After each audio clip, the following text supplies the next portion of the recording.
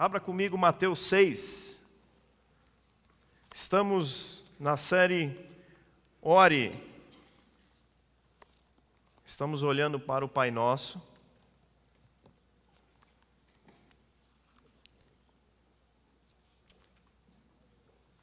Mateus, capítulo 6.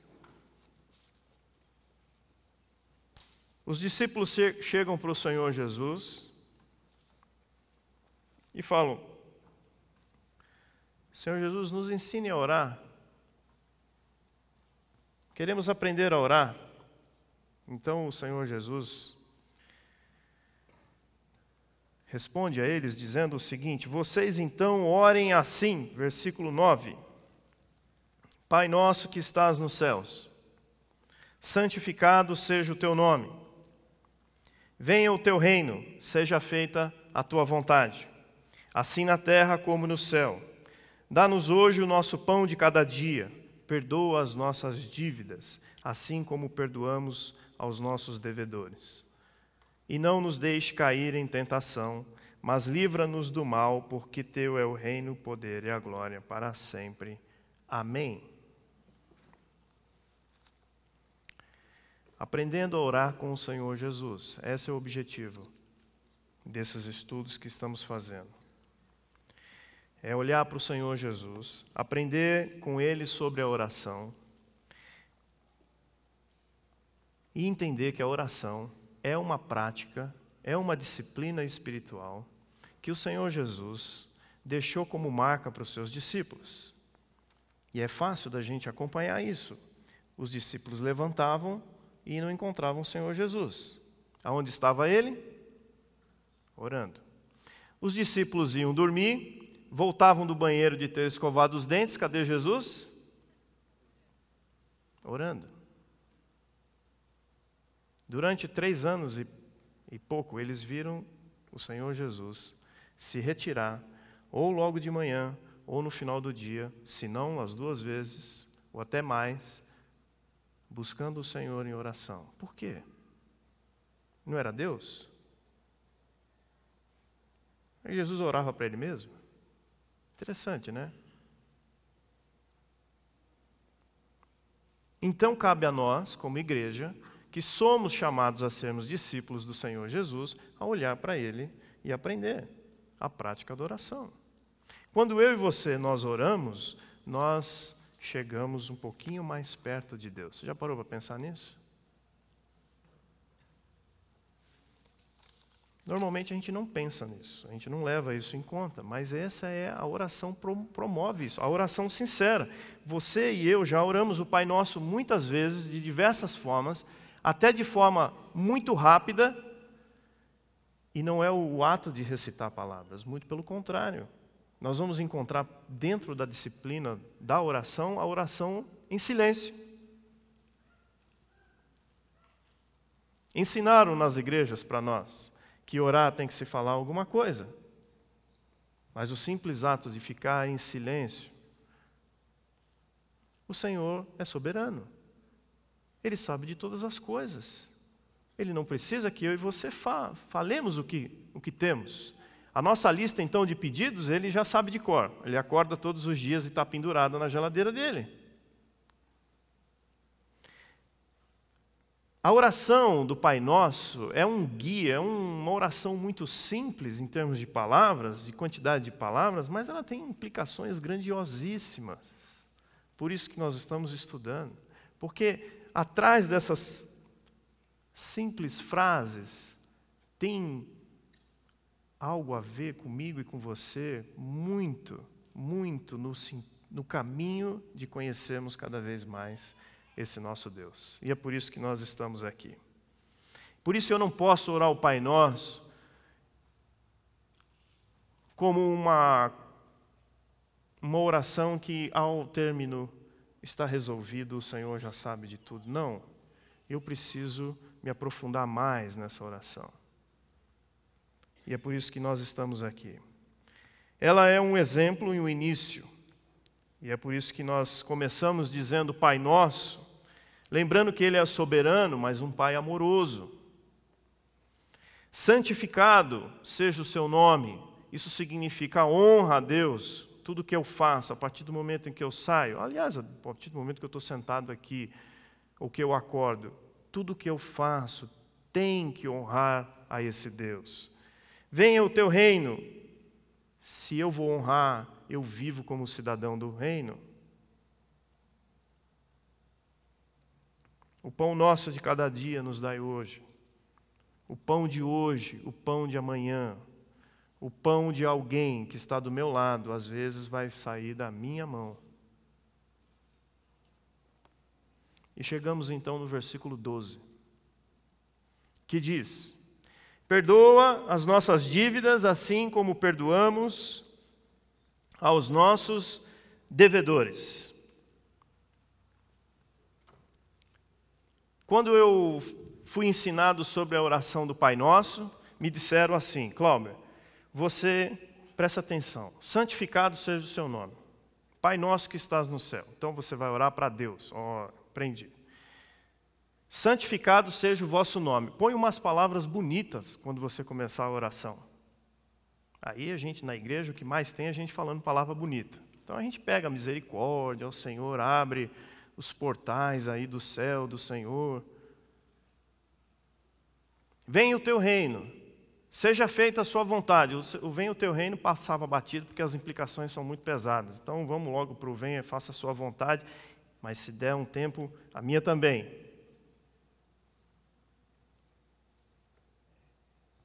O pão nosso de cada dia nos dai hoje. É isso aí, Deus. Me ajuda aí a meu pai dar a mesada aí, ele continuar empregado, para as coisas em casa, né?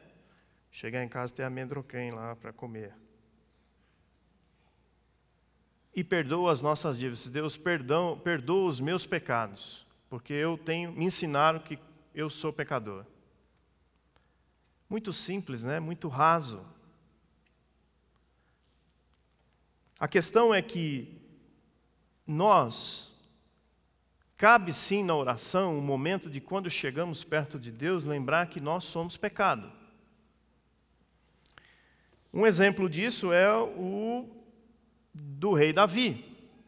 Se você acompanhar comigo lá em 2 Samuel, capítulo 12, nós vamos encontrar uma história interessante e que vai nos ajudar a entendermos quem nós somos.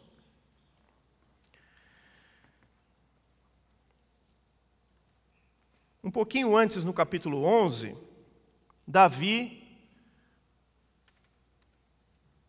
rei de uma nação poderosa, um exército poderoso, é primavera, e na primavera, em vez de colher flores, os exércitos daquela região saem para fazer guerra. E todo rei vai na frente na guerra. Mas Davi está num momento assim de bonança, ele está ganhando tudo está tudo bem.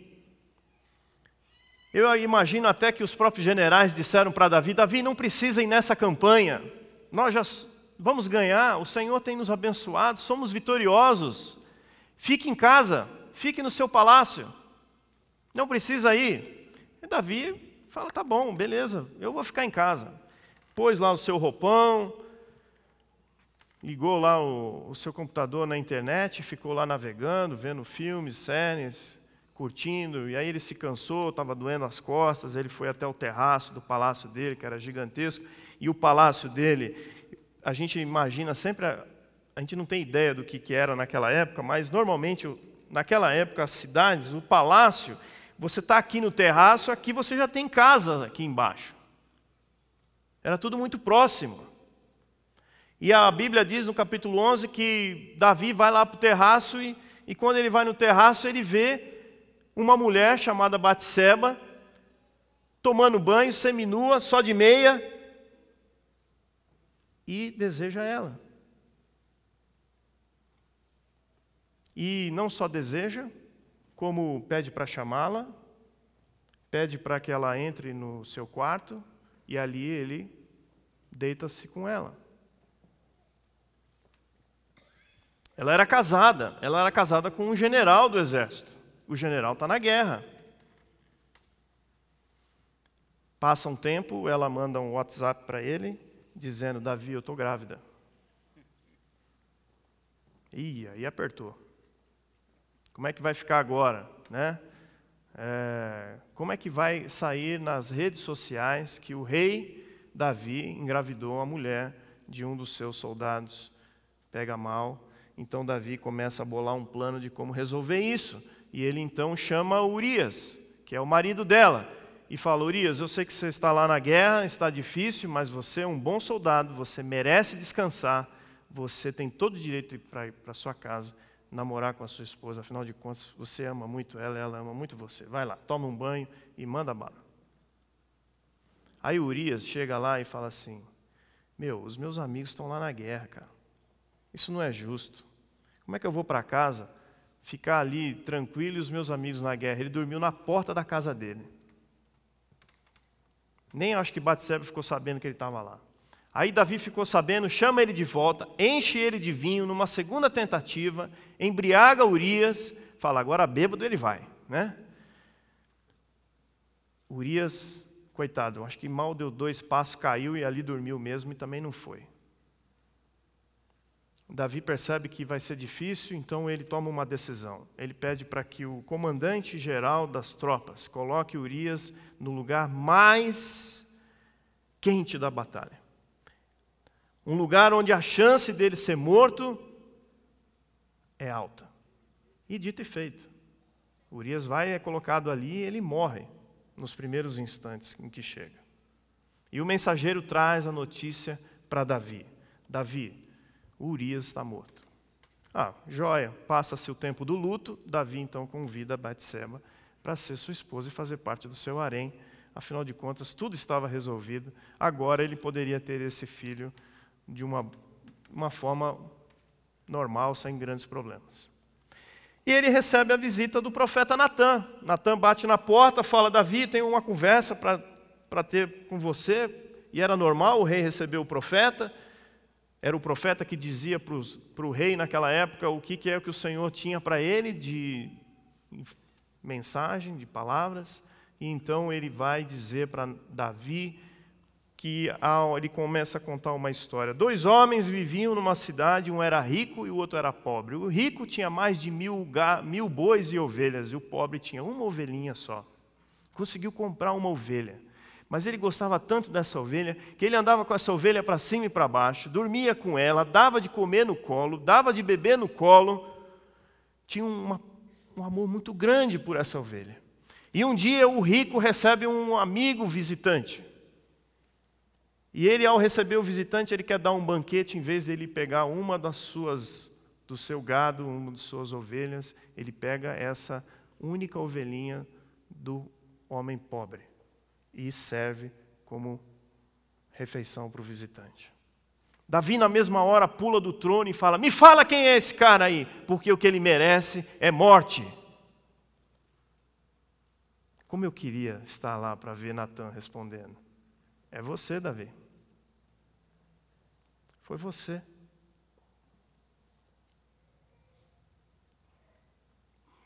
E Natã continua dizendo o que é que vai acontecer com Davi diante do que ele cometeu. Um adultério, e não só satisfeito com o adultério, um homicídio.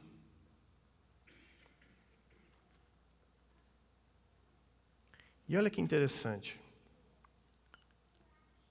Versículo 13, Davi disse a Natã, 2 Samuel 12, versículo 13: pequei contra o Senhor. E Davi escreve o Salmo 51, que é um salmo onde Davi abre o seu coração arrependido e confessa o seu pecado. Qual a diferença de Davi e da gente? Nenhuma. Somos iguaizinhos. Somos gerados com a mesma natureza de Davi. Davi foi chamado para ser um homem que ia ter as mãos sujas de sangue. Porque cabia na história do povo de Israel lutar contra todos os povos, mas não é por causa que eu e você não fomos chamados para isso, que nós não somos diferentes de Davi. Nós somos pecadores, nós acordamos todos os dias de manhã e nós já nos encontramos de costas virados para Deus. Eu e você acordamos de manhã desejando ser o Deus da nossa vida. É um ajuste de foco diário. É o grande exercício do cristão. Não pode, não deve existir em nós qualquer tipo de pensamento do tipo, eu vou orar agora e não vou precisar pedir perdão, porque hoje, na minha lista, eu não fiz nada de errado. Isso é engano. O simples fato da gente ter acordado, nós somos pecado, nós somos descendência de Adão. Adão e Eva escolheram virar as costas para Deus. E diante dessa decisão, eu e você nascemos com essa natureza, com essa disposição. Quem de nós já não sofreu uma tentação a pegar algo que não é nosso? Quem de nós, quando alguém dá o troco errado, a gente... Deu o troco errado, o problema é dele. Eu estou ganhando. Ninguém mandou. Presta atenção. Ou quando nós vamos nos restaurantes, normalmente padaria, que dá aquela comanda, e que a pessoa não marca determinada coisa, e que quando você vai pagar, você tem a oportunidade de olhar na tela ali do computador, e você vê que está faltando ali um dos elementos que você pediu, e você começa então a brigar ali, falo ou não falo, falo ou não falo, falo ou não falo, quem não marcou que se dane, então não vou falar. Né? Quem de nós não faz isso? Quem de nós não passa essa briga? Quem de nós não é empurrado a deixar para lá? Quem de nós já não teve a oportunidade de pegar alguma coisa que não era nossa? Uma caneta, um lápis. É só um lápis. É só uma caneta. Não somos diferentes de Davi. E por aí vai. Somos assim. Agora, olha que interessante. Quando eu vou orar, quando a igreja é convidada a orar, quando os discípulos de Jesus é convidado a orar, é um encontro com Deus. É um encontro com Deus que já deu o primeiro passo em relação ao perdão. O primeiro passo não é nosso. O primeiro passo é dele. Eu estava ouvindo algumas mensagens sobre perdão e eu achei muito lindo, muito legal, muito fácil de entender. O pastor Ariovaldo Ramos fez ele chama de uma licença poética sobre o conselho da Trindade, sentando e Deus Pai dizendo assim, aqui está o plano da criação. E o Espírito Santo chega para Deus Pai e fala assim, não, mas se a gente for criar o homem com poder de escolha, ele vai se virar contra nós. E se eles se voltarem contra nós, não tem como eles existirem. Porque é em nós que eles vão viver, é em nós que eles vão se mover, é em nós que eles vão existir. Se eles romperem conosco, não tem lugar, não tem como existir, não tem como se mover, não tem por que criar tudo aquilo que vai ser necessário criar para sustentar a vida deles. E o pai então responde, mas nós já os amamos. Nós já os amamos. O Espírito ainda tenta dizendo, não vale a pena, eles vão nos trair. Eles vão escolher o outro lado. E o pai então responde, mas então nós vamos bancar isto? O Espírito retruca, mas se a gente for bancar isto, vai custar muito caro. Um de nós tem que abandonar a glória agora. Um de nós vai ter que satisfazer o princípio da justiça. Vai ter que abrir mão das prerrogativas divinas, vai ter que deixar de ter aquela glória. Nós vamos ter que entrar na história deles. Nós vamos ter que se tornar um deles. Nós vamos ter que triunfar onde eles fracassaram. E então oferecer como sacrifício para que eles percebam o quanto custou a existência deles. E essa oferta tem que ser de forma mais horrenda, horrível possível, para que eles tenham noção do que foi aberto mão antes da fundação do mundo, para que pudesse haver o mundo. E Jesus, que está na reunião, ouvindo, diz: ok, eu vou. E naquele instante ele se torna o Cordeiro de Deus que tira o pecado do mundo. Por isso todas as coisas foram criadas, são sustentadas pelo sacrifício de Jesus. Todas as coisas foram criadas nele, todas as coisas foram criadas para ele. E sem ele nada do que foi feito se fez. O Filho se entrega. Por que que ele se entrega? Ele se entrega porque a Trindade decidiu que iria nos perdoar primeiro. Diante de uma traição já sabida, o que eles decidem? Antes do haja luz, antes do haja luminares no céu, antes do haja terra, a Trindade decidiu: haja perdão. E Jesus na cruz mostra um pouco disso.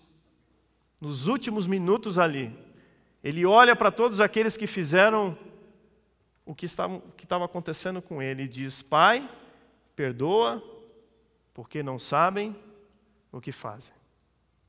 E logo em seguida, ele entrega o seu Espírito. Essa decisão já estava tomada lá atrás. É por isso que quando eu e você, a gente é confrontado pelo nosso pecado, e isso é obra do Espírito Santo, a gente pode chegar aos pés da cruz e dizer: Deus, eu pequei, perdoe as minhas dívidas. Porque a Trindade, ela deu o primeiro passo. Na cruz, todos os meus pecados, os passados, os de hoje e os que vão acontecer ainda, o Senhor já lavou com o seu sangue. Por isso, quando eu vou orar: Senhor, perdoa as minhas dívidas, perdoe os meus pecados, eu dou nome, eu dou endereço, eu dou CEP. Senhor, me perdoe porque eu tenho um hábito que não sai, que eu tenho dificuldade. Me perdoe porque de novo eu fui lá, porque de novo eu fui buscar aquilo que não te agrada. A oração, essa disciplina tem esse componente importantíssimo. Como é que eu vou chegar para Deus, agradecer o meu dia, pedir alguma coisa para Ele, sendo que eu estou em dívida com Ele? Mas há perdão. Quando nós somos confrontados, começa um processo de arrependimento, que é o que acontece com Davi: pequei contra o Senhor. E quando nós chegamos ao Senhor de forma sincera e confessamos o nosso pecado,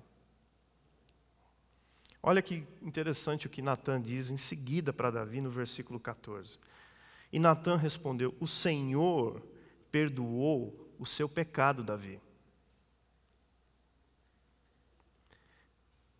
Você não morrerá. Entretanto, uma vez que você insultou o Senhor, o menino que está na barriga da Batseba, este sim vai morrer.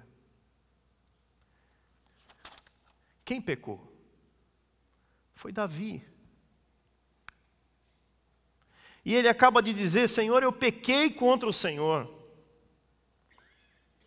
E imediatamente Natã diz: é uma confissão sincera, tem arrependimento aqui. Quando a gente lê o Salmo 51, contra ti, somente contra ti pequei. Tem misericórdia de mim, Senhor, ele escreve. O Senhor o perdoa, e o salário do pecado é a morte. Você não vai morrer, Davi, por causa disso. Isso é perdão. Agora, a consequência do pecado, essa sim faz parte da disciplina do Senhor, faz parte da disciplina do pai e um filho, né? No relacionamento com o pai e o filho. Mas há perdão, a graça. Aqui nós vemos a graça. Com Davi nós vemos a graça do Senhor, a vida para o Davi. Ele insultou o Senhor, nós não temos capacidade intelectual de entender o quanto que a gente insulta o Senhor, o quanto que a gente machuca o Senhor quando nós pecamos. Mas que bom que Ele não nos olha só com o pecado na nossa frente. Ele sempre nos olha. Para aqueles que creem no Senhor Jesus, Ele sempre nos olha com uma lente como se fossem óculos onde estivesse a imagem do Senhor Jesus, onde estivessem marcas de sangue do Senhor Jesus.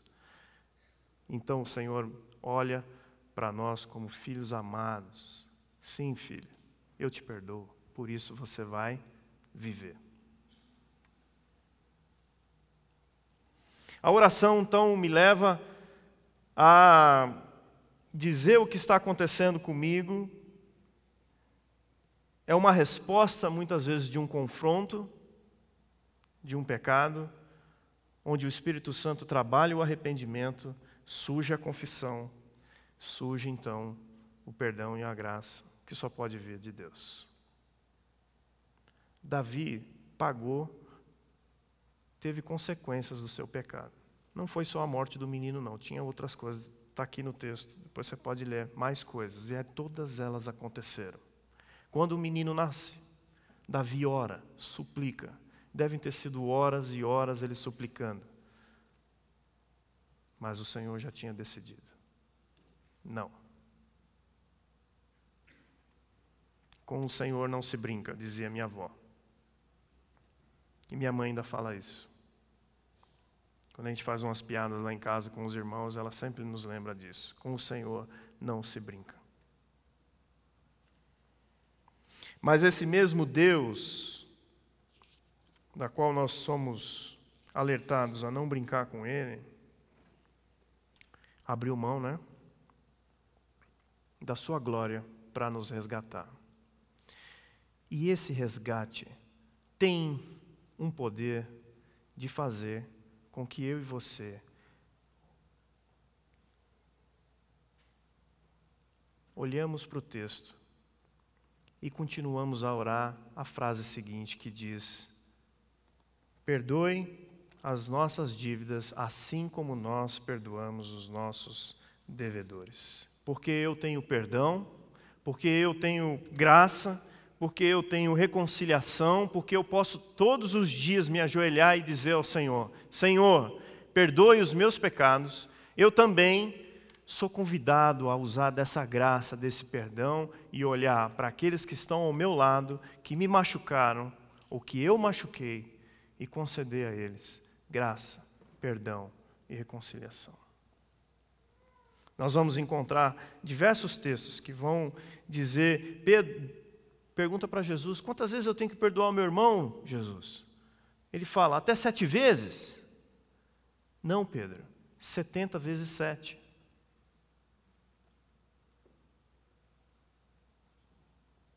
Não é só 490 vezes. É muitas vezes o que Jesus quis dizer. Porque eu vou pisar na bola com vocês. Vou errar com vocês. Eu vou errar com a minha esposa, eu vou errar com os meus filhos, eu vou errar com os meus colegas, eu vou errar com alguns de vocês aqui.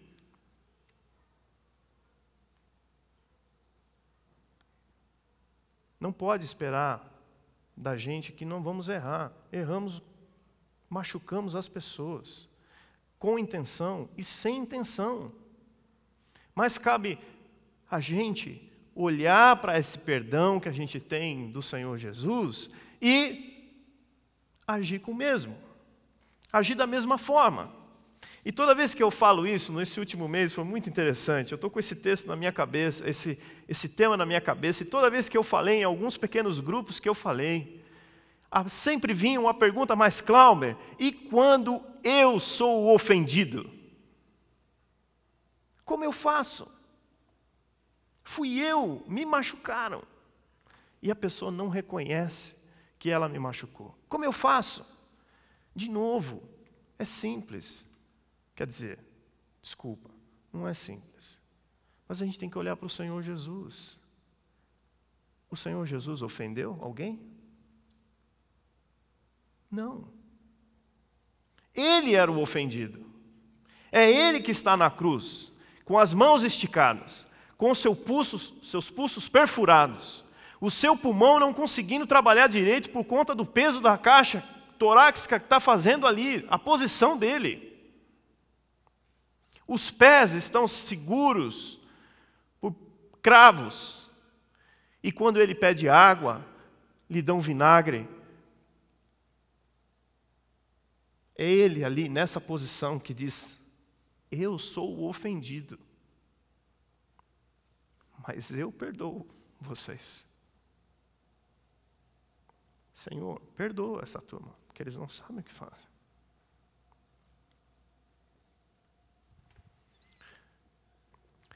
Da mesma forma como a Trindade, lá atrás, decidiu que deveria haver perdão, haja perdão.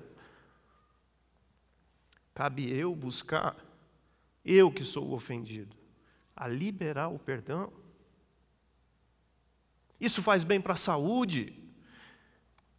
Tem relatos e relatos de pessoas dizendo: Cláudio, quando eu fui lá confrontar a pessoa e dizer: você me magoou, mas eu não estou aqui para ouvir de você pedir perdão. Não, eu estou aqui para dizer o seguinte: eu tenho tido pensamentos ruins a respeito de você. Eu tenho vontade que a terra abra por onde você anda e que você caia direto no inferno. Eu tenho vontade de que aconteça uma desgraça com você.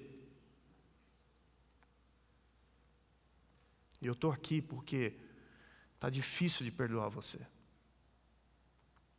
É um exercício, eu queria dizer. Muitas vezes, a nossa oração para Deus vai ser dizer: Deus, eu não consigo perdoar. Eu preciso que o Senhor me ajude. Eu quero ler um trecho de um livro, da história de uma mulher chamada Corrie ten Boom. Não sei se esse é o nome dela correto, mas ela foi uma mulher holandesa que, no auge, quando se estourou a Segunda Guerra Mundial, ela tinha por volta dos seus 50 anos. Uma mulher solteira, de uma família abastada. Eles eram dono de uma relojoaria. E ela escreveu esse livro, chama O Refúgio Secreto. Tem até filme disso daqui. E eu conheci a história dela quando eu tinha uns 11 anos. E achei esse livro sem querer, há 2 semanas atrás. Falei, vou comprar o livro, que eu preciso ler de novo a história dela. E ela conta, então, uma história muito parecida com o que a gente está lendo aqui agora. Ela é convidada a esconder alguns judeus na sua casa. Ela é evangélica, ela crê no Senhor Jesus Cristo. Ela é uma crente no Senhor. E eles, em família, decidem esconder alguns judeus perseguidos. E tudo ia muito bem até que um dia eles são delatados e eles são presos e ela é levada ao campo de concentração junto com os judeus, ela e sua família. E toda a sua família morre nos campos de concentração. Depois, ela é libertada desse campo, quando acaba a guerra, ela é libertada. E é uma história de livramento, é uma história de milagres, uma atrás da outra, de uma mulher que se entregava todos os dias em oração ao Senhor, dizendo o que acontecia. E ela escreve, então, no finalzinho do livro, um relato em que ela começa, então, a dar palestras por onde ela anda. Ela viaja a Europa toda dando palestras, dizendo a forma como o Senhor a livrou, trazendo esperança e falando um pouco desse Senhor Jesus. E ela diz assim: continuei a dar palestras, em parte porque a casa em Bloemendaal funcionava com contribuições. Para aumentar, viajei por toda a Holanda, por todas as partes da Europa, pelos Estados Unidos. Essa casa era uma casa que recebia contribuições para ajudar as pessoas que tinham perdido família, bens durante a guerra. Mas era na Alemanha onde o interesse era maior. A Alemanha era um país em ruínas, com cidades em cinzas e escombros. Porém, o mais aterrorizante eram as mentes e os corações em cinzas. Bastava cruzar a fronteira para sentir o grande peso que pendia sobre aquela terra. Foi num culto, numa igreja em Munique, que eu vi o antigo homem da SS, que ficara de guarda na porta da sala de banho do centro de processamento em Ravensbrück.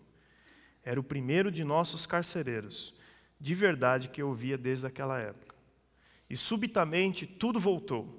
O cômodo cheio de homens zombeteiros, as pilhas de roupa, o rosto pálido de dor da minha irmã. Ele se aproximou de mim enquanto a igreja esvaziava e veio me cumprimentar sorridente. Como estou grato por sua mensagem, Fraulein, falou. Em pensar que, como você disse, o Senhor lavou os meus pecados. Sua mão estava esticada para apertar a minha. E eu, que tanto pregava às pessoas em Brumendahl sobre a necessidade de perdoar, mantinha a minha abaixada. Ainda enquanto os pensamentos raivosos e vingativos fervilhavam dentro de mim, eu percebi pecado neles. Jesus Cristo morrera por este homem. Eu poderia pedir mais?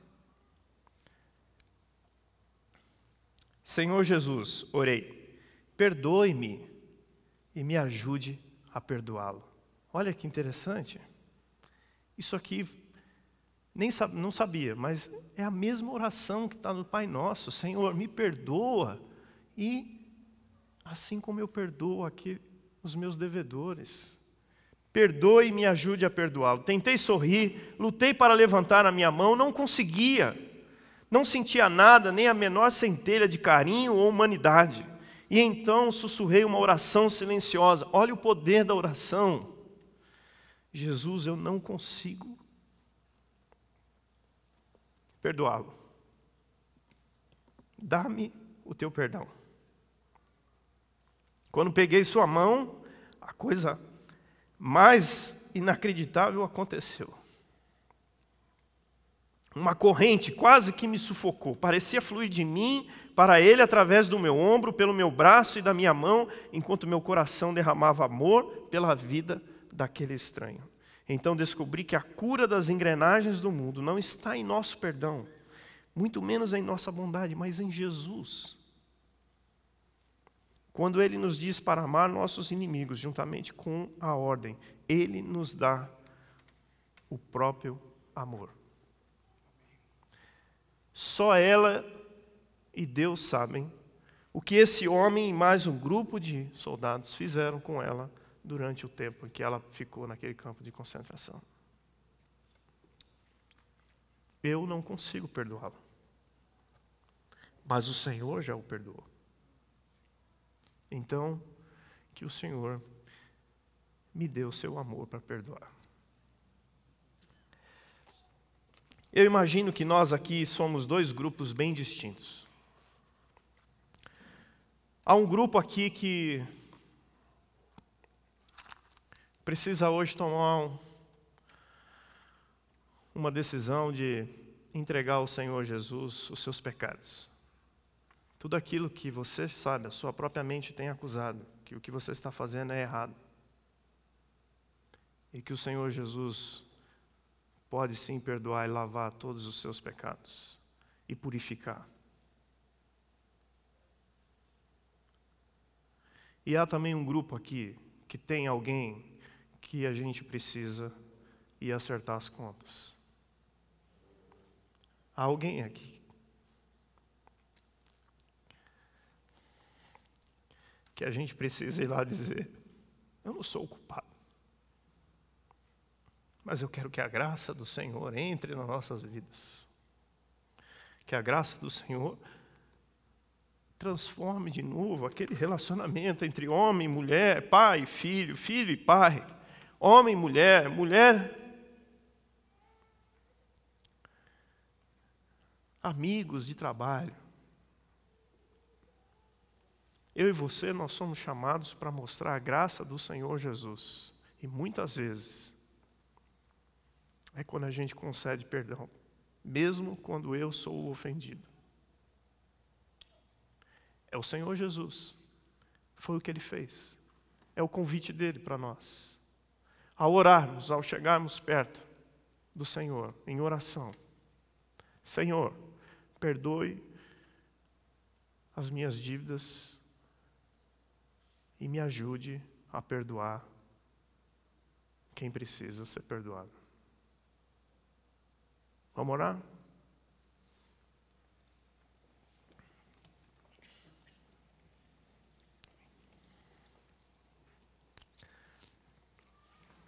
Senhor Deus,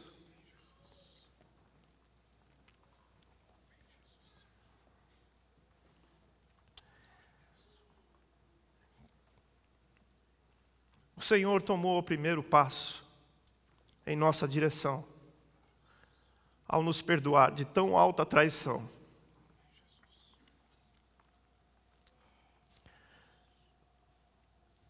A punição para a nossa traição é a morte. E hoje, como sofremos com a morte em nosso meio.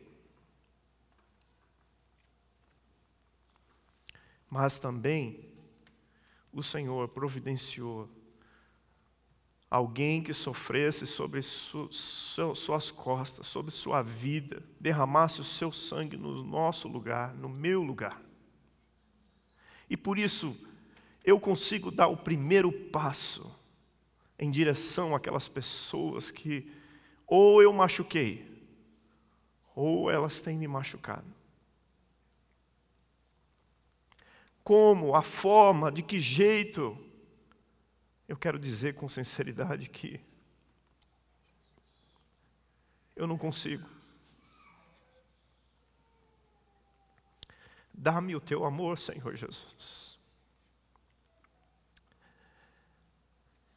Dá-nos o seu amor, para que como igreja, nós não sejamos conhecidos por termos uma casa boa, bonita, grande, bom louvor, boas equipes. Não, possamos ser conhecidos como um povo que busca outro povo. Um povo que busca os que estão machucados. Um povo que acerta as contas que precisam ser acertadas. Porque o Senhor, nosso Senhor, o Senhor Jesus, é um Senhor de vida. E eu quero orar pela tua igreja nesse momento. O Senhor trouxe cada um aqui hoje, de uma forma assim, fantástica. Porque ou precisamos hoje entregar ao Senhor alguns hábitos que nós temos cometidos e que têm insultado o Senhor, ou temos alguém em nossas vidas que precisamos reatar, nos reconciliar como o Senhor fez conosco. A minha oração é que o Senhor nos dê pés ligeiros nessas direções. Dobra o nosso joelho, Pai. Nos convença do pecado, do juízo. E nos dê um abraço, um coração disposto a abraçar o meu irmão. Só isso, pelo teu poder, pelo poder do teu Espírito Santo, pelo grande amor que vem do Senhor e pela graça do Senhor Jesus Cristo, demonstrada na cruz. Amém. Amém.